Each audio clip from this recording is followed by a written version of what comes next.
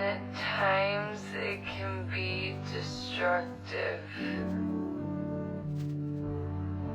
But sometimes change is required to grow.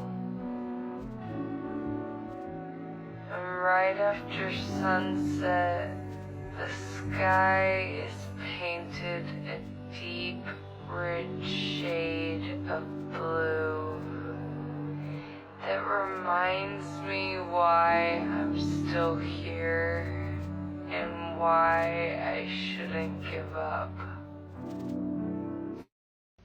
Okay, I wanted to talk about how I got diagnosed with DID.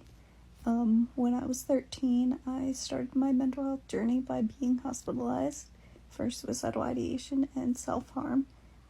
After that, I've been in therapy and on medications the entire time, about 15 years now.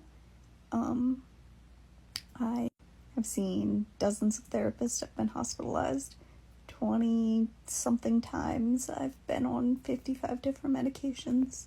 I was first diagnosed bipolar and then borderline personality disorder when I was 16, which you're not supposed to be diagnosed with that at 16, but whatever. When I was about 24 or 25, I started trying electroconvulsive therapy to see if that would help the suicidal ideation that I was still struggling with. It didn't work, and at that point, I realized that my issue was not going to be fixed medically. I needed to cope with the trauma I was avoiding, so I was hospitalized in a facility that specializes in trauma and dissociative disorders. They observed me, talked to me, did some tests and neuro stuff, and in 4 weeks, out of all of that, and my records from my old therapist and all of that from childhood, they came to the conclusion that I had DID. At first, I didn't believe them, because the only thing I knew about DID was United States of Terror, and I was like, no, I'm pretty sure I'd know if I had that, because everyone would notice that I'm not acting like myself all the time, and that definitely doesn't happen. But then the doctor explained to me, like, that DID is actually usually hidden, and the symptoms aren't as obvious as we see on TV, and stuff like that. And when he really explained in depth of what it was, everything made complete sense to me. The diagnosis fit. But unfortunately, that also meant I had to acknowledge that I had childhood trauma.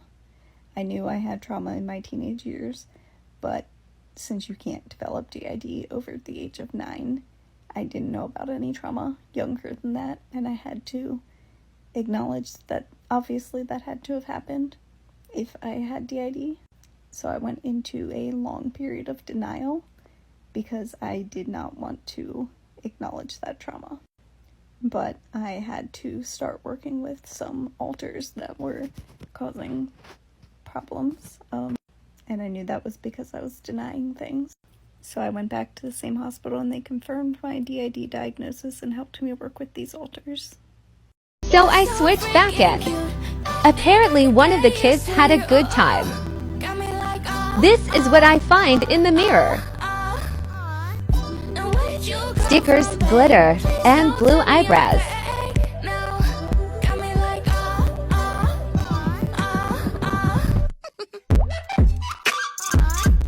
I also find these selfies.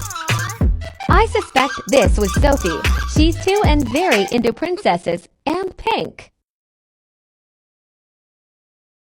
Fun fact about dissociative disorders, such as dissociative identity disorder or DID or OSDD, previously both being clumped under multiple personality disorder, they're much more common than you'd expect. It's estimated to be between 1 and 3% of the global population. That's the same percentage as people with red hair. Please, if you are a system, use this sound. And if you're not a system and you don't believe this, please go to this sound and see just how many people have used it, just how many systems have shared it. And that's just the people who happen to be on this app, who have found this sound, who have decided to do it, and who are comfortable sharing stuff about their system, which is going to be a very small percentage of the systems out there. Have a good day. Hope you learned something. Well, like I said before, we don't or ly make decisions together due to communication issues and stuff. The ones I do have communication with and make decisions with, we talk and figure out what's best for the majority. Littles know how to film either one. They're co-conscious with older alters. 2. They're old enough to know technology. 3. We still have an adult brain with these skills and stuff in there. I think it's interesting that some things stick in all our minds, like how to use a phone or talk or write, while other things do not. Map, reading a map, speaking French, and only some alters have those skills. Anyway, hope this explained some things. Kaya Akela Kokan. Struggling a lot lately. After that last hospital stay, it's like everything's gotten so much worse. I want to go back to the safe hospital, but I cannot afford to again when I just went 3 months ago. I feel like nothing is getting better. Therapy isn't helping. Meds aren't working. I'm constantly on edge and depressed. I'm sad and scared, and I'm switching so much more. I can't stay grounded. I can't focus. I can't sleep at night, only during the day out of fear and nightmares. I'm also in a lot of pain that I'm sure is related to the stress. Having DID sex and having PTSD sucks even more. I want it all to go away, but that's gonna take years of work and recovery. I just want it to stop now. I don't know what to do. Lots of peeps living in my brain. No doubt, no doubt, no doubt, no doubt, no doubt, no doubt. We should talk about it. It's probably from all the different people living in my head still here. Excuse me? I was just talking to another one of the voices. Tatiana, Who now? the mischievous 7-year-old British girl you told me about on the phone. May I speak with her? Yes? Hello, Doctor. I'm from Wessex. Is that an actual place in England? How should I know? I'm just a little girl, I am. Well, it's nice to speak with you, Tatiana. Can I say hello to Brian, the bookkeeper from Central London? Cheers, I'm Brian. I like bookkeeping right in the middle of London. Did I tell you a full list of my old many personalities when I called you on the old telly, innit? Yes, you did. And any of them, hopefully, not from England? There's Jeffrey. You said he's Australian. Oh, crikey. Can I talk to Kayla? Way over here. This is Phoebe Kokon W, an older alter. She's the youngest we know of. Sometimes I can feel her wanting mama, and it hurts my heart. I wish I knew how to comfort her in times like that. Being a system having alters is not easy at all. You have to take into account everyone's feelings and opinions with everything you do. I don't know why anyone would want DID if they don't have it. It's not easy. It's not pretty. It's difficult, and recovery is long and painful. This is a time I really hate being host. I know hospitals scare many of our littles a lot, but I also have to make the best choice for all of us. I don't want to make the wrong choice and end up in an unsafe situation. Especially considering how strong the SI urges are. But I don't want to make the kiddos scared and uncomfortable either. I wish that we had better communication so I could reassure them more.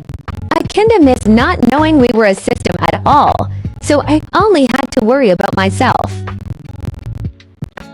Kaya. Two. Andy. I'm 22. I'm 22. Okay.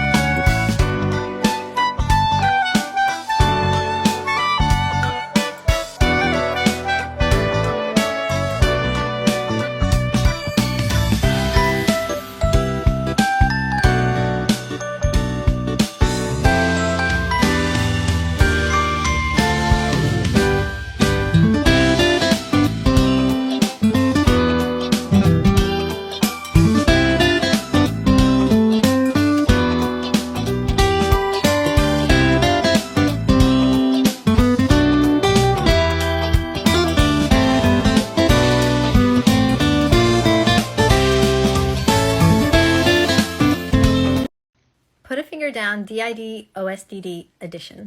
Put a finger down if you've accidentally referred to yourself in the plural in front of other people.